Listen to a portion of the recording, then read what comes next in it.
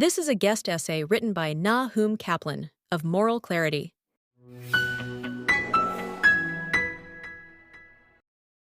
Western leaders' anti-Israel rhetoric is having foreseeable, ugly consequences.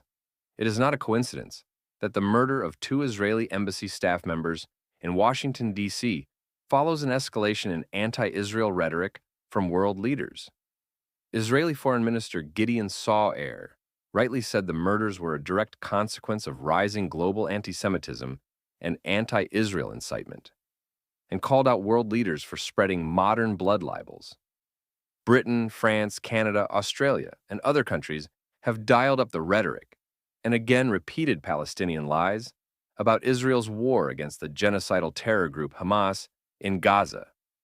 These countries' leaders now have blood on their hands and all over their bodies. U.S. Ambassador to Israel Mike Huckabee gets it. He accused Britain and France of hypocrisy and said he was outraged by their recent rhetoric and actions against Israel. The two countries need to go back and remember their history, he said, referencing how Britain, France, and their allies won the Second World War. They bombed the heck out of Germany, and that's what ended the war. It was a decisive victory. This is not the first time violence has followed Western countries' anti-Israel actions. The firebombing of a Melbourne synagogue in November came immediately after Australia betrayed Israel by clandestinely changing its policy and voting at the United Nations to recognize Palestinian sovereignty in Judea and Samaria, also known as the West Bank. Ultimately, many Western governments' policies and rhetoric towards Israel are feeding rampant antisemitism, yet leaders do not seem to understand their role in stoking it. It is partly a moral failure and partly ignorance about the nature of the Israeli-Palestinian conflict. The United States, United Kingdom, Canada, Australia, and France have more in common than just a huge anti-Semitism problem and terrified Jewish communities. They also have leftist leaders whose policies and rhetoric exacerbate anti-Semitism. These leaders seem to think that just because they condemn anti-Semitism, it somehow undoes their contribution to it or stops it. It does not. These states have diplomatic relations with Israel and, in theory, are the Jewish state's allies. Yet, increasingly, they base their policies towards Israel on Hamas's lies. This legitimizes those lies, gives them an undeserved credence, and these lies are anti-Semitic to their core.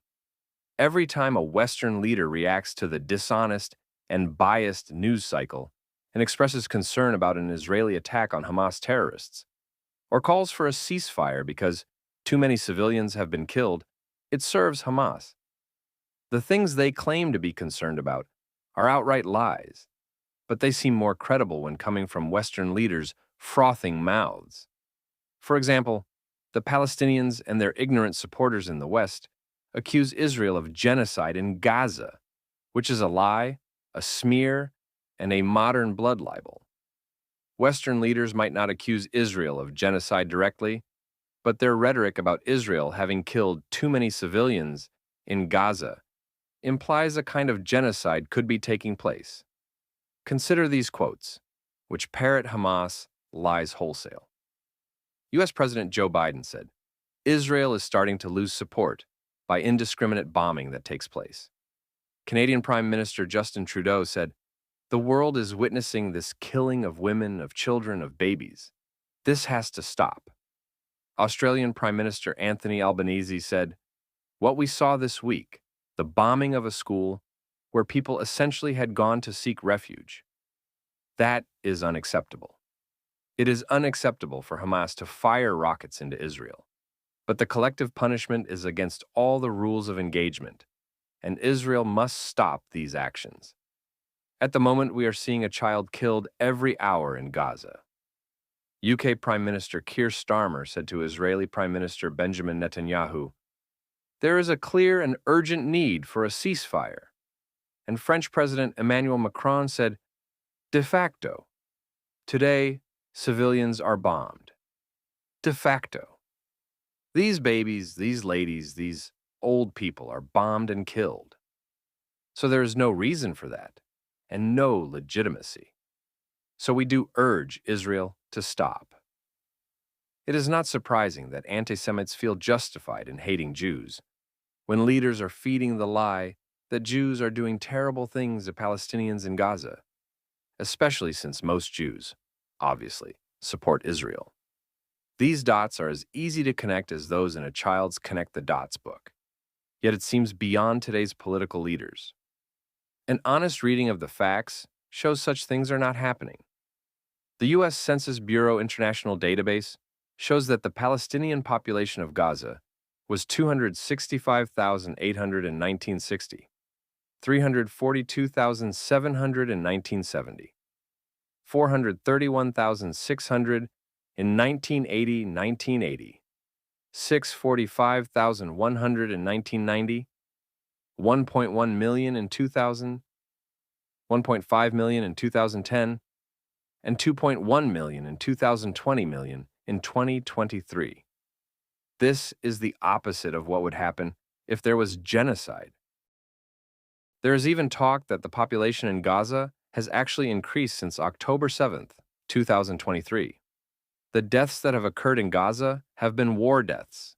That is, deaths that occur in war because two sides are shooting at each other. Hamas puts this number at about 40,000, with no breakdown between civilians or combatants. And the credulous world repeats this, despite Hamas members being murderous, evil, baby-slaughtering liars, and despite the numbers having been discredited. In fact, by giving warnings of its attacks, creating humanitarian corridors, and taking great care in its targeting, the Israel Defense Forces has achieved the lowest civilian-to-combatant ratio in history. It has set the standard against which all future urban wars will be judged. Some of these leaders are no doubt pandering to the growing number of Muslims in the electorates and their idiotic woke supporters. More worrying is that leaders may believe the nonsense they spout. This is possible given how far to the left many of them sit. Today's center-left leaders would have been considered far left a generation ago. There is not half a statesman among them. Unsurprisingly, this has inflamed global anti-Semitism to its highest level since World War II. Synagogues have been set on fire in Tunisia, Germany, Canada, Armenia, the United States, Russia, Poland, and France. Jewish businesses have been attacked in Canada. Jews have been refused business services in Australia. Jewish schools in London have been smeared with red paint, and Jewish cemeteries have been desecrated in France and Germany. It is criminal and unforgivable that Western leaders are contributing to this by spreading, legitimizing, and basing policy off Hamas lies. Another lie that Western policies towards Israel is built on, and which feeds anti-Semitism, is that there is some clear distinction between Hamas and so-called ordinary Palestinians.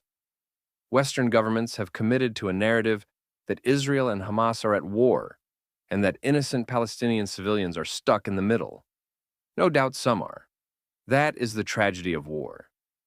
Yet, Hamas engineered this war precisely to create that narrative. Like every word Hamas writes or utters, it is an unconcealed lie. All polling shows Hamas enjoys considerable support among Palestinians. Those civilians are not stuck in the middle. Hamas strategically puts them there to be killed to create this narrative. It is as if, during World War II, the Allied forces had declared they were not at war with Germany, and not ordinary Germans, but just with the Nazi Party. It makes no sense. Dubbing the war the Israel-Hamas War has been a huge PR win for the Palestinians. It should rightly be called the Israel-Gaza War. Hamas runs Gaza just as the Nazis ran Germany. Disappointingly, the Israeli government has also fed this narrative at times. This fake distinction further fuels the fabrication that Israel is killing masses of civilians indiscriminately, giving legs to the genocide and war crimes lies. Again, it is unsurprising that anti-Semites feel justified in hating Jews when Western leaders portray Israel so appallingly. These leaders are repeating Hamas's blood libels and stoking racism. When they condemn antisemitism, they are condemning fires that they helped light and have failed to extinguish. It is reprehensible. At the core of Western policy is an utter non-comprehension of the dispute. They think the Palestinians are a nationalist movement fighting for their own state, when, by their own admission, that is not their goal. Their aim, as it has always been, is to destroy Israel and murder Jews in the name of Islam. This is true of both Hamas and the Palestinian Authority. If you doubt Western leaders could be so witless and unlearned, consider that they all support a two-state solution and, wait for it, think that this is a pro-Palestinian position. I am laughing like a jackal at the absurdity. The two-state solution is actually an Israeli position. It is what Israel has been proposing since 1937, even before Israel's rebirth in 1948, and has now wisely given up on, due to decades of Palestinian intransigence, jihad, and violence. Western leaders persist in their belief that two states is the only path to peace, and that Israel is the party standing in the way. This portrays Israel, that is, the Jews, as warmongers, further feeding antisemitism. It perpetuates the lie that the Palestinians and Hamas are fighting for a state, and their cause is somehow just, even if their methods are grotesque. It also explains the absurd policies of countries such as the United States, United Kingdom, and France, which will help Israel shoot down Iranian missiles, but not allow Israel to win its war decisively. Let us look at these countries' positions more clearly. Hamas essentially says, "We want to kill all Jews. It is our religious obligation to do so, and we will never stop trying and never accept Israel or peace with Jews. When we are done with the Jews, we will destroy the West." And then Western leaders reply, "Let's negotiate and give them their own state." Now, that is morally lost. It is also the kind of nonsense you talk when you have no real policy. Blathering on about a two-state solution is just a Pavlovian response, because the West refuses to face the reality that Israel is fighting for its survival against maniac Islamists immune to reason, because their concerns are celestial. Facing up to this, and understanding that this makes Israel the good guys, is central to dampening the anti-Semitism that has infected what remains of the West. This shows no sign of happening. The only hope is that voters in these countries will get these leaders out of office. Given how much damage they have done, even that may not be enough.